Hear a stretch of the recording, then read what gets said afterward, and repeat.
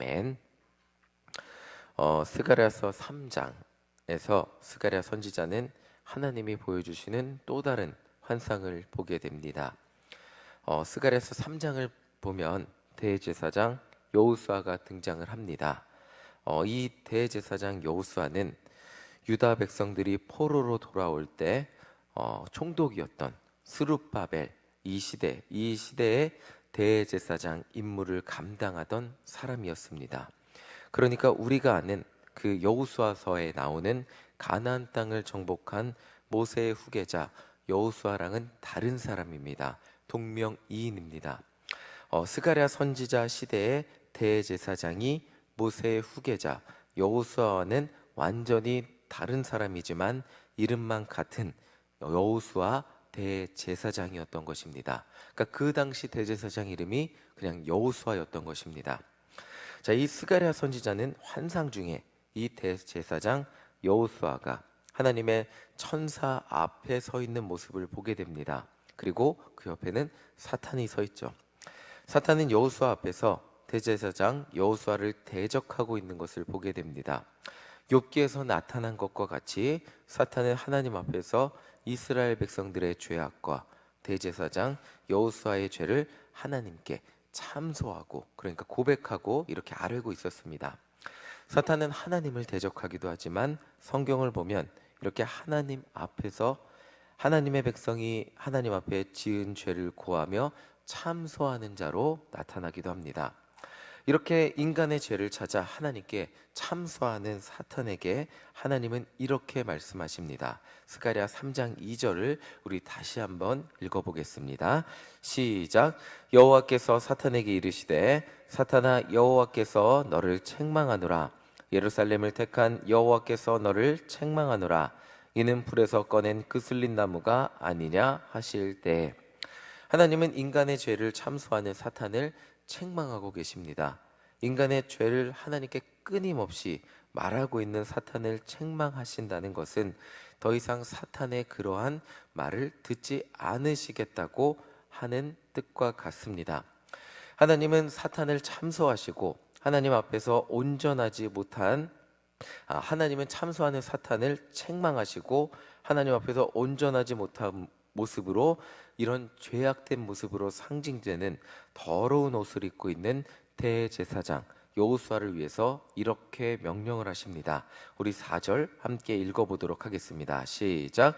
여호와께서 자기 앞에 선 자들에게 명령하사 그 더러운 옷을 벗기라 하시고 또 여호수아에게 이르시되 내가 내 죄악을 제거하여 버렸으니 내게 아름다운 옷을 입히리라 하시기로, 하나님은 천사들에게 명령하셔서 대제사장 여호수아가 그간 자신의 죄악과 백성의 죄악들 때문에 입고 있던 더러운 옷을 벗기고 이렇게 말씀하셨습니다.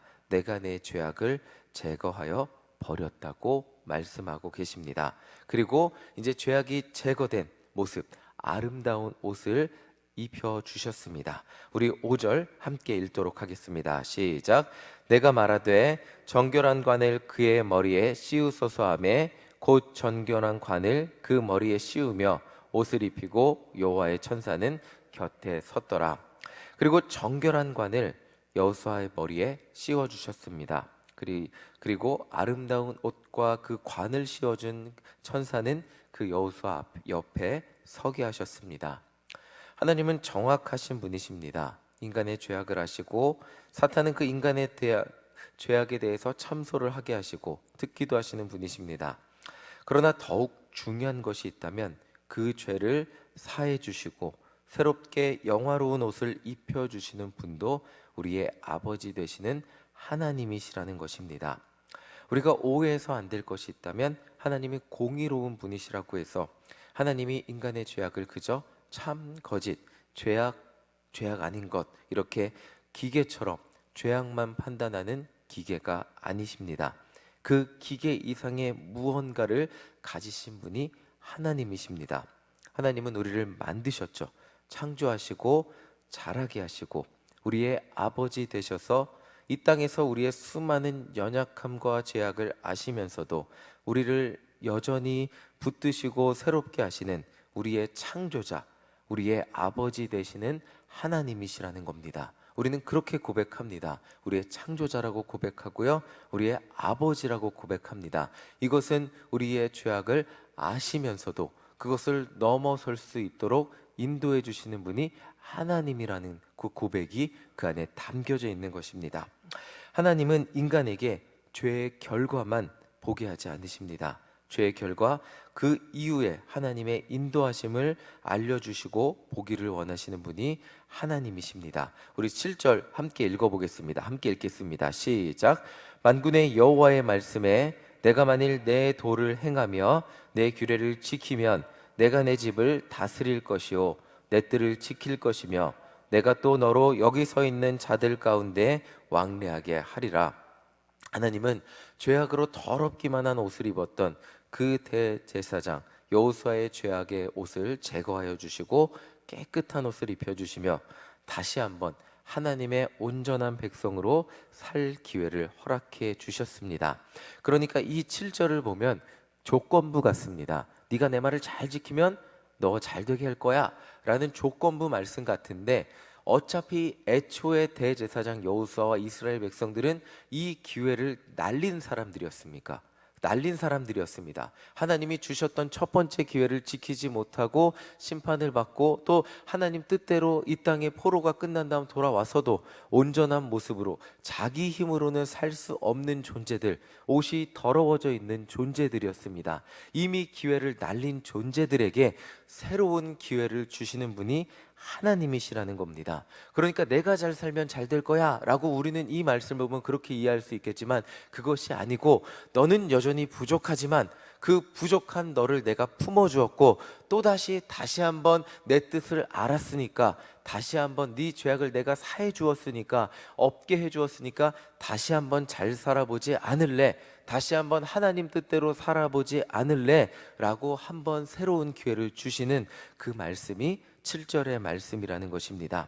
하나님은 내가 만일 내 도를 행하며 내 규례를 지키면 내 집을 다스릴 것이라는 이 약속은 변함이 없습니다. 그러니까 너가 전에 죄를 지었으니까 이제 내가 너의 죄를 용서해 주었으니까 이전과 똑같은 조건으로 너를 축복해 주지는 못해 라고 말할 수 있을 것까지 느끼는 게 인간의 마음인데, 하나님은 전혀 변함이 없으신 하나님이신 겁니다. 이제라도 너희가 내게 돌아와서 내 말을 지키고 내 율례를 지키고 규례를 지켜 행하면 너희가 죄 이전에 내가 약속했던 그 약속들이 동일하게 적용될 거야. 너희들이 죄를 지었음에도 불구하고, 너희들이 하나님 뜻대로 살지 못했음에도 불구하고 내가 너희를 하나님의 백성으로 다시 한번 불러주었으니 이제는 하나님의 백성으로 올바로 산다면 이제도 변함없는 나의 약속은 동일하게 너희들에게 적용될 거야 라고 말씀하는 것이 이 7절의 말씀이라는 것입니다. 인간은 자신의 죄악으로 인해 더 이상은 하나님의 백성으로 살아갈 능력이 되지 않고, 그들이 입은 옷은 더럽기만 하고, 사탄은 이런 우리를 그냥 죽으라고 망하라고 참소하기만 하는데, 우리의 아버지 되신 하나님은 여전히 변함없이 우리를 사랑하셔서 우리의 죄악을 제거하여 주시고 새로운 옷을 입혀주시고 다시 한번 이전과 변함없는 하나님의 사랑을 받으며 살아갈 기회를 주신다는 것이 오늘 스가랴 선지자가 본 환상의 핵심이라고 할 수 있습니다. 죄를 지었다고, 우리가 하나님 뜻대로 살지 못했다고 하나님의 사랑은 변함이 없고 하나님의 축복은 변함이 없습니다. 우리가 그 하나님의 은혜를 누리고 살아가기만 한다면, 하나님의 자녀로 온전히 살기만 한다면 우리가 이전에 주셨던 하나님의 복이 동일하게 임한다는 것이 오늘 말씀의 핵심이라고 할 수 있습니다. 제가 아이스크림집 일할 때 재미있는 사실을 발견한 게 있습니다. 신기하게 아빠랑 아이스크림집 오는 아이들은 약간 90% 정도, 그러니까 약간 꼬질꼬질합니다. 근데 엄마랑 오면 아이들이 깨끗해요. 옷도 깨끗하고 아이스크림을 먹다 흘려도 엄마들은 잘 닦아줘요. 근데 아빠들은 아이스크림을 먹다 이렇게 앞에 묻으면 그냥 대충 이렇게 닦아주고 집에 가자 이렇게 합니다. 이상합니다. 그러니까 이게 제 관찰이에요. 뭐 남녀 차별이라기보다 저도 아빠니까 100%다 맞다고 할 수는 없지만, 이상하게도 깔끔하게 하고 오는 아이들은 대부분 엄마랑, 그리고 깔끔하게 하고 돌아가는 아이들도 엄마랑 오는 아이들이었습니다. 아이들은 자신이 옷을 빨고 깨끗하게 자신을 관리하지 못하는 존재들입니다. 아이들의 옷은 누가 빨아줄까요? 부모가 빨아주고, 부모가 부지런히 옷을 빨아줘야 아이들이 매일매일 깨끗한 옷을 입고 학교를 갈 수 있습니다. 이 아이들이 깨끗한 모습으로 살 수 있는 비결은 그들의 부모가 그들을 얼마나 세심하게 챙겨주느냐에 따라 달렸습니다. 우리의 부모님 되신 하나님 아버지는 우리를 더럽다고 참소하기만 하는 사탄의 공격 앞에서 우리를 지켜주시고, 또 우리를 예수님의 십자가 사랑으로 죄 없다 하시고, 죄로 인해 더러워진 우리의 몸과 마음을, 그 몸과 마음을 깨끗하게 하시고 새로운 옷을 입혀주시는 분이 우리의 아버지 되시는 하나님이시라는 겁니다. 우리가 아버지 하나님이라고 고백할 때는 이 고백이 녹아져 있다는 것입니다. 우리 9절을 함께 읽어보겠습니다. 우리 9절 함께 읽겠습니다. 시작. 만군의 여호와가 말하노라. 내가 너 여호수아 앞에 세운 돌을 보라. 한 돌에 7 눈이 있느니라. 내가 거기에 새길 것을 새기며 이 땅의 죄악을 하루에 제거하리라. 환상을 보면 하나님은 7 눈이 있는 한 돌을 세우시고 그 땅의 죄악을 하루에 제거하신다고 하셨습니다. 그리고 그 땅은 이제 하나님의 약속대로 10절을 보면 포도나무와 무화과나무로 번성하는 땅이 될 것입니다. 인간이 잘 살아서, 착하게 살아서 번성하는 것이 아니라 하나님이 인간의 죄를 해결하시고 다시금 새로운 몸과 마음으로 살 수 있는 기회를 주셨기 때문에 인간의 삶에 번성함이 찾아오는 것입니다. 이 부활절 기간 예수님의 부활은 우리에게 어떤 의미가 있을까요? 예수님의 부활은 우리에게 죽을 수밖에 없는, 모든 인간이 죽음으로 향해 가는 그 인간의 삶의 종착지로 향해 가는 인간의 운명 가운데 새로운 생명의 기회를 주신, 새로운 인생의 기회를 주신 것과 같습니다. 죽음이 아닌 새로운 생명을 받고 새로운 삶을 살 수 있는 기회를 주신 것이 예수님의 부활이라고 할 수 있습니다. 하나님은 예수님의 죽음과 부활을 통해 우리에게 세상 그 어떤 것보다 깨끗하고 하얀 옷을 입혀주시고 새로운 인생을 살아갈 기회를 주셨습니다. 오늘 우리가 주목해야 될 것은 어제의 죄악이 아닌 오늘 하나님께 용서받은 새로운 삶임을 기억하시기 바랍니다. 물론 어제의 죄악을 반복해서 짓는 우리의 연약함도 있지만, 그 우리 안에 인간의 연약함의 답답함도 분명히 존재하지만, 그런 우리의 연약함을 위해 죽으시고 매일 반복하는 우리의 죄와 연약함마저도 이겨내시고 부활하신 예수님의 십자가를 바라보며, 우리도 결국 예수님의 십자가 능력으로 우리도 예수님만 따라가며 살 때 우리도 이겨낼 수 있음을 믿으며, 오늘 하루도 내 힘이 아닌 하나님의 새롭게 하신 예수님의 십자가 부활의 능력을 의지하며 살아가는 우리 모두가 되시기를 간절히 소망합니다. 예수님이 이렇게 말씀하셨습니다. 세상에서는 너희가 환난을 당하나 담대하라. 너희는 잘할 거야. 이렇게 말씀하지 않으셨고요. 세상 누가 너희를 참소해도 담대하라. 누가 이기셨다고요? 내가 세상을 이겼노라 라고 말씀하셨습니다. 우리가 담대할 수 있는 근거는 내가 대단해서, 오늘도 내 결심이 대단해서, 내 능력이 대단해서가 아닌 죽음을 이기시고, 세상 모두가 끝이라고 생각했던 그 죽음을 이기시고 부활하신 예수님의 능력이 우리 안에 살아계시고 우리 인생의 주인 되시기 때문에 오늘도 담대하게 세상을 이기며 살아갈 수 있는 것입니다. 오늘 하루도 우리 인생에 새로운 기회를 주신 그 하나님의 능력을 의지하며, 하나님의 사랑을 의지하며 예수님의 부활을 힘입어 살아가는 우리 모두가 되시기를 간절히 소망합니다. 아멘. 찬송가 320장 함께 찬양하겠습니다.